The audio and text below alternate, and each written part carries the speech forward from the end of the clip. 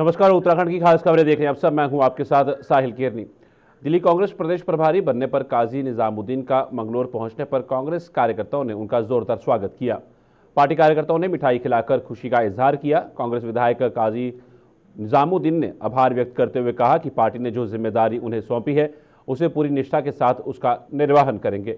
उन्होंने आलाकमान का आभार जताया है। निजामुद्दीन ने कहा कि दिल्ली की मूलभूत सुविधाओं के लिए कांग्रेस पार्टी लगातार संघर्ष कर रही है और आगे भी पार्टी के कार्यकर्ता मजबूती के साथ कार्य करेंगे।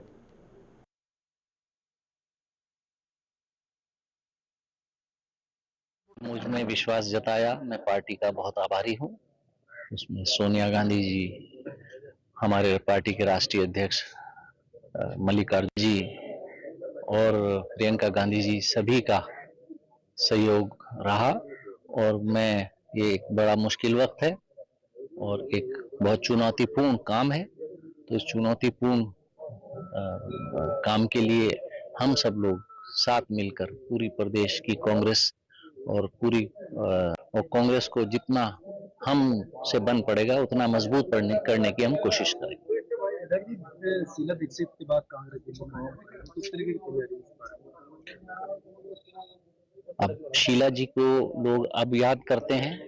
जो आज प्रदूषण का माहौल है, पूरी दिल्ली सांस लेने में परेशान हो रही है, दम घुट रहा है लोगों का, बीमारियां फैल रही हैं, फेफड़े और सांस की बीमारियां लोगों को हो रही हैं। उस एक समय पहले भी ऐसा आया था जिस वक्त दिल्ली में सांस लेना दूभर हो गया था, लेकिन शीला दीक्षित जी ने फोरसाइटेडनेस दिखाई और उनकी योजनाएं दिल्ली में लागू हुई और दिल्ली अब तक ठीक रहा। लेकिन शीला जी के चुनाव हारने के बाद, उनके दुनिया से जाने के बाद जो अब सरकार वहां काम कर रही है, चाहे केंद्र सरकार हो चाहे राज्य सरकार हो, वो दिल्ली की नदियां हो, यमुना हो या दिल्ली के नाले हों, उनमें पूरी तरह प्रदूषण है। और हवा प्रदूषण ऐसा है जो दिल्ली का आज की तारीख में स्थिति ऐसी है कि लोग दिल्ली छोड़ने पर विचार करने लगे। तो शीला जी को तो लोग याद कर रहे हैं और हम कांग्रेस को फिर मजबूत करेंगे।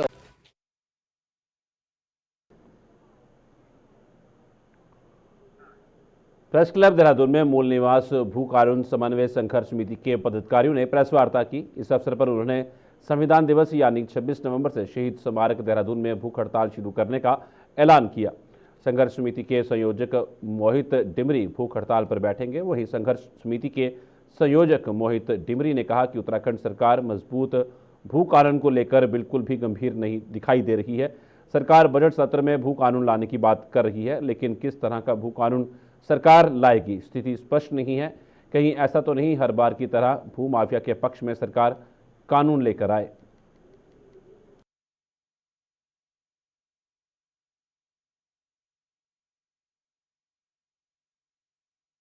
देखिए, हम लगातार कई वर्षों से संघर्ष कर रहे हैं इस राज्य में मजबूत भू कानून और मूल निवास को लेकर, और तमाम तरह के आंदोलन के बावजूद सरकार मजबूत भू कानून को लेकर गंभीर नहीं दिखाई दे रही है। सरकार कह तो रही है कि हम बजट सत्र में मजबूत भू कानून लाएंगे, लेकिन भरोसा सरकार पे नहीं रहा। हम चाहते हैं कि सरकार भू कानून को विधानसभा में पारित करने से पहले इसके ड्राफ्ट को जनता के बीच लाए, ताकि जनता इसकी समीक्षा कर सके, देखे कि कहीं ये भू कानून माफिया के पक्ष में तो नहीं है। जब जनता के पक्ष में कानून होगा, जब जनता की इसमें मंजूरी होगी, उसके बाद इसको विधानसभा में पारित किया जाए और सरकार जल्द से जल्द कैबिनेट बैठक बुलाकर 2018 से लेकर अभी तक जितने भी हमारे भूमि कानूनों में संशोधन हुए हैं उनको सबसे पहले सरकार रद्द करे। ये हम सरकार से मांग करना चाहते हैं। इसके साथ ही साथ 18 के बाद से जितने भी निवेश के नाम पर यहाँ पर ज़मीनें दी गई हैं, उन ज़मीनों का ब्यौरा सार्वजनिक होना चाहिए, क्योंकि अधिकतर ज़मीनों में ऐसे मामले सामने आ रहे हैं। ज़मीन जिस उद्देश्य के लिए ली गई है उस उद्देश्य को लेकर ज़मीन पर काम नहीं हुआ है, वहाँ प्लॉटिंग के काम चल रहे हैं।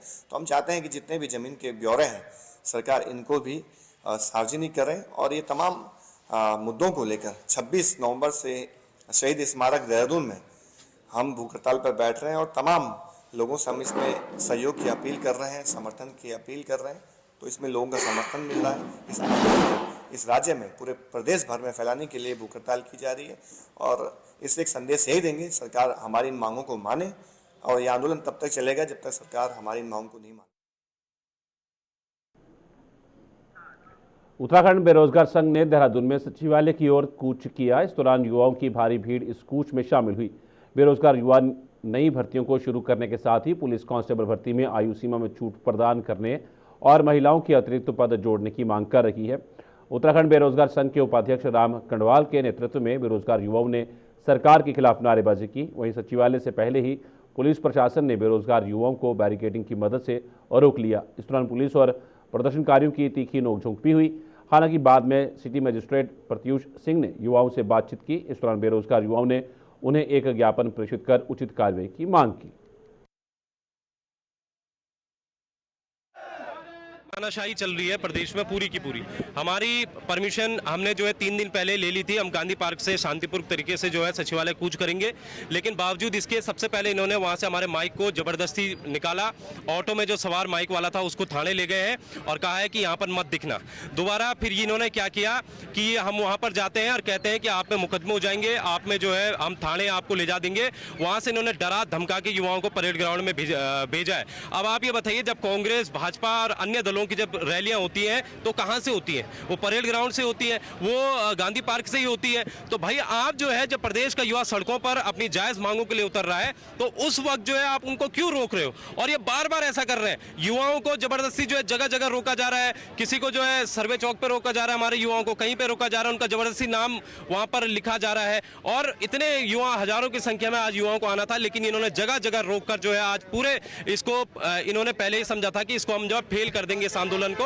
और ये सब कुछ जो करा रहे हैं ये पुष्कर सिंह धामी के कहने पर हो रहा है, जबकि हमारी जो जायज मांग है कि आप जो है पुलिस कांस्टेबल भर्ती में आयु सीमा तत्काल बढ़ा दीजिए, आप जो है महिलाओं की सीट इसमें जो है इंक्रीज कर दीजिए। ये 2 मांगों को लेकर हम प्रदर्शन कर रहे हैं।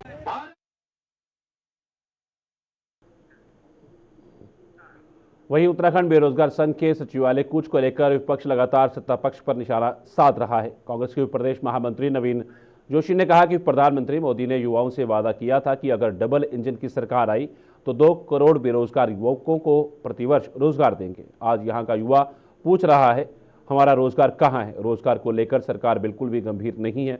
उन्होंने कहा कि अगर आज युवा अपनी मांगों को लेकर प्रदर्शन कर रहा है तो सरकार उनके ऊपर लाठी चला रही है, मुकदमे लगा रही है। सरकार नहीं चाहती कि युवाओं को रोजगार मिले।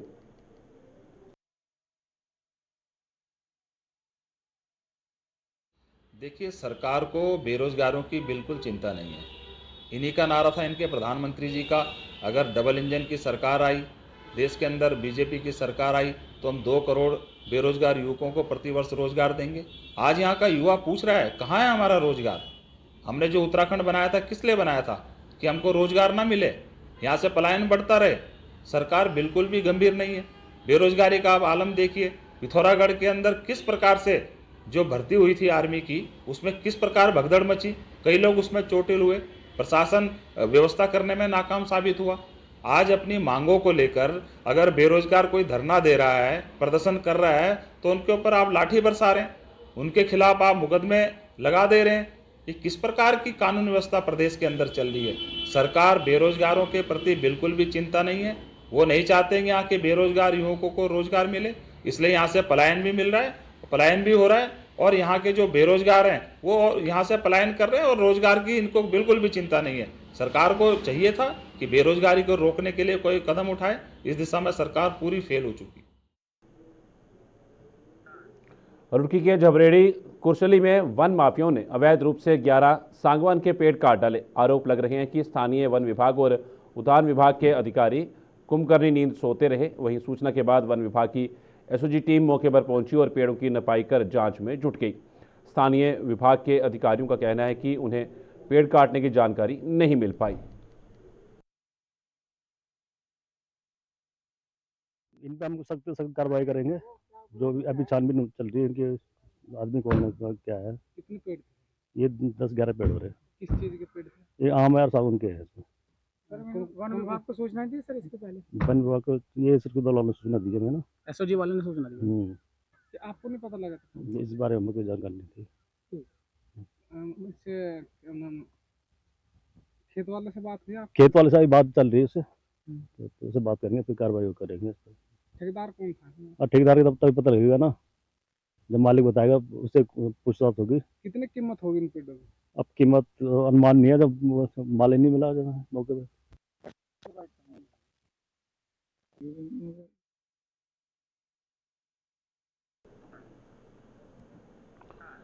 1995 के आईपीएस अधिकारी दीपक सेठ ने उत्तराखंड पुलिस मुख्यालय पहुंचकर डीजीपी का पदभार संभाल लिया है। इस मौके पर उन्हें गार्ड ऑफ ऑनर दिया गया। एडीजी स्तर के कई अधिकारियों ने उनका स्वागत किया और उनको बधाई दी। इस मौके पर उन्होंने अपनी प्राथमिकता भी गिनाई है। उनका कहना है कि उत्तराखंड में कानून व्यवस्था को बेहतर बनाने के लिए काम किया जाएगा। साथ ही उत्तराखंड में आमजन की समस्याओं के निस्तारण के ऊपर भी ज़्यादा फोकस रहेगा। इसी तरह से यातायात व्यवस्था को लेकर भी बेहतर प्लान बनाने की बात कही। डीजीपी दीपक सेठ का कहना है कि उत्तराखंड पुलिस सभी चुनौतियों का मुकाबला करने के लिए सक्षम है। ऐसे में उत्तराखंड के पुलिस जवान बेहतर काम करेंगे। तो इसलिए इस समय ऐसे सक्षम और प्रोफेशनल फोर्स जो हमारी उत्तराखंड पुलिस की है, उसका नेतृत्व करने का जो एक जिम्मेदारी दी गई है, वो मैं बहुत गौरवान्वित महसूस कर रहा हूँ। और जहाँ तक आपने प्राथमिकताएं की बात करी, तो ट्रेडिशनल पुलिसिंग की बड़ी क्लियर प्रायोरिटीज़ रहती हैं। जो हमारे लॉ अबाइडिंग सिटीजन्स हैं, जो कानून का पालन करने वाले हैं, उनको कानून व्यवस्था में उनको भरोसा रहे, उनका भरोसा और मजबूत हो। और जो अपराधी हैं, anti national, anti social elements हैं, उनमें अपराध का भय, कानून का भय, ये दो मेन प्रायोरिटीज़ हैं। और उसके अलावा समय समय पर जो और चीज़ें इवॉल्व करती हैं, जहाँ तक अपराध नियंत्रण में उसकी मॉनिटरिंग, इन्वेस्टिगेशंस की मॉनिटरिंग, प्रोसिक्यूशन पे जो है वो एक बल देते हुए उसकी जो व्यवस्था है और सज़ा दिलवाने की जो पूरी कार्रवाई है, जो क्रिमिनल जस्टिस सिस्टम का जो आखिरी पड़ाव है, उस तक पहुंचना। महिला अपराध, बच्चों की सुरक्षा, ये भी बहुत बड़ी प्रायोरिटीज़ है। ड्रग्स फ्री उत्तराखंड, इस ओर जो मुहिम ऑलरेडी चल रही है, उसको अन्य राज्यों से, सीमावर्ती राज्यों से समन्वय करके और जो केंद्रीय एजेंसीज हैं उनके साथ समन्वय करके उनको उस मुहिम को आगे बढ़ाना है। उस तरह के सिंडिकेट्स को पूरी तरह से जो है वो उनके पीछे कार्रवाई की जाएगी। साइबर अपराध एक और फोकस का एरिया है। इस समय बहुत उस पर ध्यान दिया भी जा रहा है, लोगों को जागरूक करने की आवश्यकता है। पर इसके जो एक पूरे नेटवर्क हैं, जो कनेक्शंस हैं, वो बहुत ऐसे हैं कि उसमें समन्वय जो हमारी केंद्रीय एजेंसीज हैं और जो अन्य संस्थाएं हैं उनके साथ पूरा इस पे उत्तराखंड पुलिस अपनी मुहिम जारी रखेगी।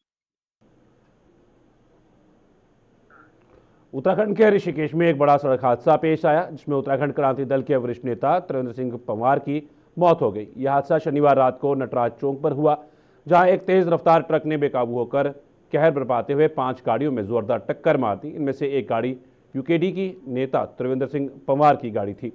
घटना के बाद पूरे इलाके में अफरा तफरी मच गई और सड़क पर लंबा जाम लग गया।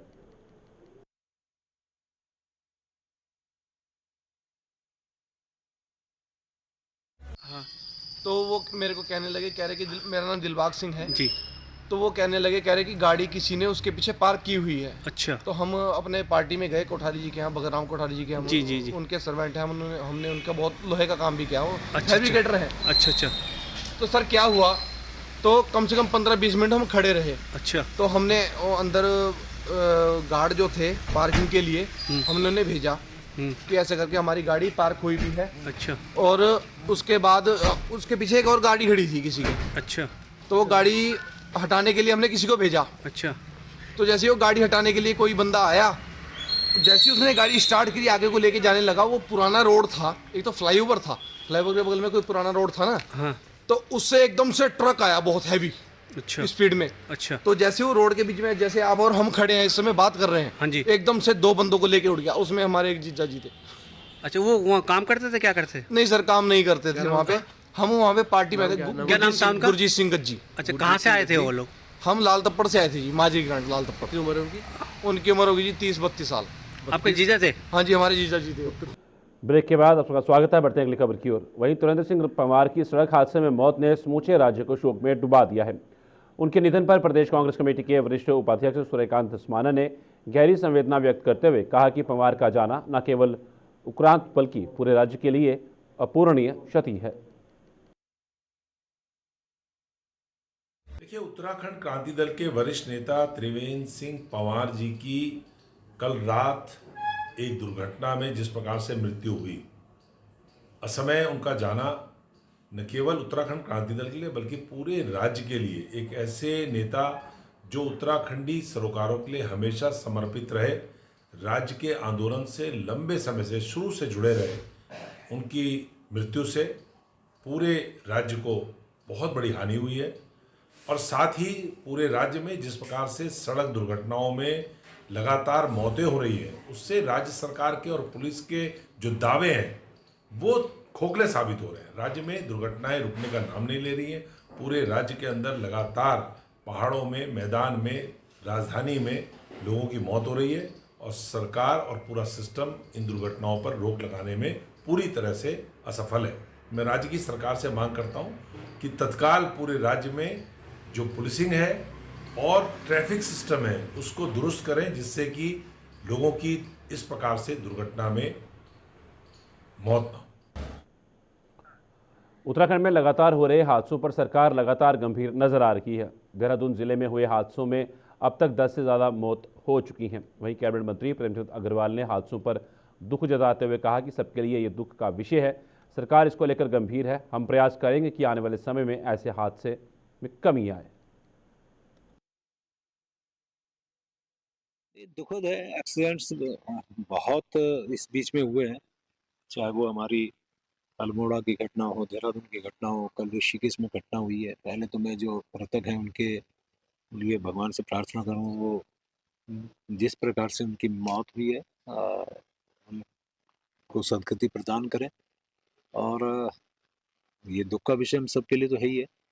और नशे की जहाँ तक बात है, एक्सीडेंट नशे के कारण भी हो रहे हैं, अन्य भी कारण बनते हैं, लेकिन निश्चित रूप से सरकार इसमें गंभीर है और प्रयास करें कि ये जो हमारे बढ़ते हुए एक्सीडेंट हैं इस पे नियंत्रण हम कर सकें। निश्चित रूप से इस पे हम काम करें। उत्तराखंड कांग्रेस ने निकाय चुनाव के लिए अपनी तैयारी पूरी होने की बात कही है। उत्तराखंड कांग्रेस के प्रदेश अध्यक्ष करण मेहरा की माने तो बीजेपी भले ही तैयारी की बात करती हो, लेकिन कांग्रेस ने निकाय चुनाव के लिए अपनी तैयारी बहुत पहले शुरू कर दी थी, जिसमें पार्टी के वरिष्ठ नेता निकायों में जाकर पूरी रिपोर्ट तैयार करने का काम कर रहे हैं।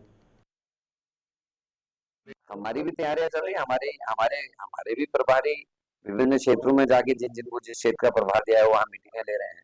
प्रकाश जोशी जी हमारे हरिद्वार क्षेत्र की, कुंजवाल जी नैनीताल क्षेत्र की, इस तरीके से नैनवाल हैं, सतीश नैनवाल जी वो हमारे पिथौरागढ़ क्षेत्र की बैठकें ले चुके हैं और पर्यवेक्षक भी अपने स्तर पर बैठकें ले रहे हैं। अब ये तो सरकार, इसका जवाब सरकार देगी। सरकार की किस बात का भरोसा करें, कई बार हाँ कह के कई बार ना कह चुकी है। अब देखते हैं आगे क्या है। उत्तराखंड में बढ़ती ठंड के कारण इंसानों के साथ साथ अब वन्य जीवों का भी जीना दुश्वार हो चुका है। आए दिन वन्य जीव आबादी की ओर चले आ रहे हैं। इसके चलते रामनगर में सांपों की जान बचाने में वन विभाग व सेवदा स्नेक सोसाइटी की टीम सांपों को बचाने में जुटी है। सोसाइटी के सर्प विशेषज्ञ चंद्रसेन कश्यप ने बताया कि उनके द्वारा आबादी की तरफ आए एक किंग कोबरा, 7 पाइथन, अजगर, 7 रेड स्नेक, एक चिकिल किल वेग, एक मॉनिटर लिजर्ड को वन कर्मियों की मौजूदगी में टेढ़ा वन क्षेत्र के जंगल में आज़ाद किया है। कोबरा था, अजगर, पाइथन वगैरह, इस तरह से कई सांपों को, जो रेड स्नेक वगैरह, तो लगभग जो है कि 20 से ऊपर सांपों को आज श्री चंद्रसेन कश्यप और उनकी टीम द्वारा जगह जगह से ग्रामीण क्षेत्रों से रेस्क्यू किया गया था, जिसमें किंग कोबरा जो है ढिकुली क्षेत्र से रेस्क्यू किया गया था और रेस्क्यू करने के उपरांत आज सुरक्षित वन क्षेत्र में छोड़ा गया है। निश्चित रूप से जो है कि जैसे जैसे आजकल थोड़ा सा समय के हिसाब से जो है बदलाव होना चाहिए, लेकिन सांप लगभग लगातार निकल रहे हैं। और निश्चित रूप से ये चुनौतियाँ भी वन विभाग के लिए है और विशेष रूप से जो है कि ग्रामीणों के लिए भी है। अगर कहीं पर ऐसी घटना आती है तो जो हमारे श्री चंद्रसेन कश्यप और उनकी टीम की सोसाइटी द्वारा अथवा वन विभाग को लगातार सूचित करें और आप किसी तरह से रिस्क न लें। मैं तो सभी लोगों से यही अपील करूंगा कि आप लोग रिस्क न लें और निश्चित रूप से किंग कोबरा का मिलना एक सुखद संकेत है। साथ ही ये चेतावनी भी है कि इस क्षेत्र में जो है कई प्रकार के जहरीले सांप हैं और सांपों को जो है कि विशेष रूप से अगर आप देखते हैं तो आप तत्काल सूचना दें और किसी प्रकार के रिस्क लेने पर निश्चित रूप से जान का खतरा हो सकता है। आए दिन इस तरह से घटनाएं भी होती रहती हैं और इसमें श्री चंद्रसेन कश्यप जी द्वारा लगातार जो है अपने प्रयासों से, अपने संसाधनों से उनको रेस्क्यू करके एक सुरक्षित वन विभाग के सहयोग से छोड़ा जा रहा है। मैं उनका विशेष रूप से आभार भी व्यक्त करता हूँ। विकासनगर में पूर्व शहर अध्यक्ष कांग्रेस पार्टी एवं पूर्व सभासद नगर पालिका शम्मी प्रकाश के नेतृत्व में कांग्रेसियों ने बिजली विभाग एक्सीएन के कार्यालय पर एकत्रित हुए और प्रीपेड मीटर जो कि विद्युत विभाग की ओर से लगाए जा रहे हैं उसका विरोध जताते हुए अधिशासी अभियंता विद्युत विभाग को ज्ञापन दिया। कांग्रेस के नेताओं ने कहा कि प्रीपेड बिजली के मीटर लगने से आम जन को काफ़ी दिक्कतों का सामना करना पड़ेगा। बता दें कि प्रदर्शन करने वालों में कांग्रेस पार्टी के पूर्व जिला अध्यक्ष संजय किशोर, कांग्रेस पार्टी के पूर्व शहर अध्यक्ष शम्मी प्रकाश, प्रेम प्रकाश अग्रवाल, विकास शर्मा, कांग्रेस नेत्री शशि चौहान, कांग्रेस नेत्री कुसुम कौशल सहित कई कांग्रेसी नेता शामिल रहे। दुर्भाग्य की बात है कि जिस प्रकार से लोग बहुमत देकर भाजपा की सरकारें बना रहे हैं और भाजपा उल्टा आम जन को लूटने में लगी है। सड़क, बिजली, पानी, शिक्षा ये मूलभूत अधिकार हैं व्यक्ति के और आज ये उसमें एक मूलभूत अधिकार बिजली है जो महत्वपूर्ण है, उसका व्यापारीकरण कर रहे हैं, उसका निजीकरण कर रहे हैं। उसे प्रीपेड मीटर के थ्रू उसको शुरू में चार्ज जैसे हम मोबाइल करते हैं, जितना करोगे चार्ज उतना जलेगा और नहीं तो आदमी रहेगा अंधेरे में। नहीं तो कोई गरीब आदमी दिहाड़ी मजदूरी वाला अपने बिल को 1 महीना लेट भी दे देता था, थोड़ा सा कर लेता था। कभी हर समय पैसा नहीं होता दिहाड़ी मजदूरी, लेकिन उसके बच्चे पढ़ रहे हैं, बच्चों को पढ़ने में दिक्कत है। तो आज इन्होंने जो है एक नई पॉलिसी सरकार ले आई है कि प्रीपेड मीटर लगेगा कि आप पहले पैसे दो और फिर आपके घर में बिजली आएगी।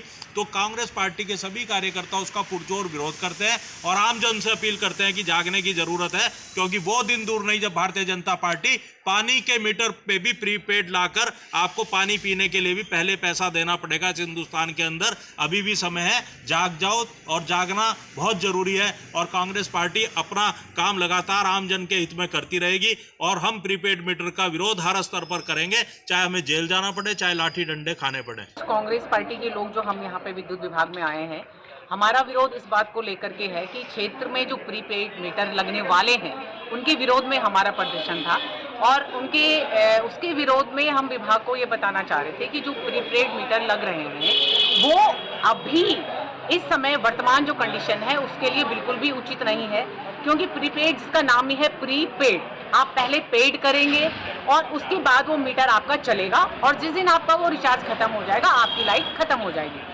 और मैं मतलब विभाग को भी हम इस बात से सचेत करना चाहते हैं, क्योंकि आम जन अभी जो विकास नगर का जनमानस है, जो एक घर में जहां बुजुर्ग भी रहते हैं, बच्चे भी रहते हैं, महिलाएं भी रहती हैं, अनपढ़ भी हैं, जो किसी ऐप को डाउनलोड नहीं कर सकते और उस कंडीशन में जब आपका रिचार्ज खत्म हो जाएगा, घर में वो कौन सा व्यक्ति होगा जो उस समय उसको रिचार्ज कर सके। तब आपको पूरा टाइम अंधेरे में रहना पड़ेगा जब तक वो बंदा नहीं आ जाएगा जिसके फोन से आपका वो ऐप डाउनलोड है और जिसे रिचार्ज होना है। तो कहने का मतलब ये है कि अगर आप कोई तकनीकी सुविधा क्षेत्र को दे रहे हैं तो उससे पहले उस तकनीकी सुविधा के लिए लोगों को तैयार तो कीजिए। लेकिन यहाँ तो सीधे हुक्म चलता है, हुक्म दे दिया और सीधे वो उस काम को आप फॉलो कीजिए, फिर उसका फायदा हो, नुकसान हो, उसमें कुछ गड़बड़ियाँ हो, धांधलियाँ हो, उससे कोई लेना देना ही नहीं है। तो हम इस विरोध के माध्यम से ये जताना चाहते हैं और विभाग से हमारी ये विनती है कि इस क्षेत्र में प्रीपेड जो मीटर है वो नहीं लगने चाहिए, क्योंकि आम जन अभी तक उसके लिए जागरूक नहीं है। पहले आप लोगों को जागरूक कीजिए, उसको तकनीकी के बारे में समझाइए, उसके बाद ही ऐसा कुछ सोचने का प्रयास कीजिए। अभी फिलहाल ये आम जन के हित में नहीं है। मामला ये है कि प्रीपेड जो मीटर लग रहे हैं उसके विरोध में हमारे कांग्रेस पार्टी का प्रदर्शन था। सबसे बड़ी बात यह है कि सरकार धरातल पर कुछ तैयारी करती नहीं है और हर चीज़ को थोपा जाता है आम जन के ऊपर। आप ये देखिए कि कई घर ऐसे हैं जिनके बच्चे बाहर रह रहे हैं, वो सिर्फ बुजुर्ग 2 व्यक्ति घर में रह रहे हैं। मैं पूछना चाहती हूँ धामी जी से और सरकार से कि वो व्यक्ति क्या उस टेक्नोलॉजी को अपना पाएगा? नहीं अपना पाएगा। मेरे खुद के पिता बुजुर्ग हैं और वो नहीं जानते कि वो फोन कैसे ऑपरेट करना है, कैसे रिचार्ज। खबरों का सिलसिला यूं चलता रहेगा। फिलहाल रुकेंगे थोड़े से ब्रेक के लिए।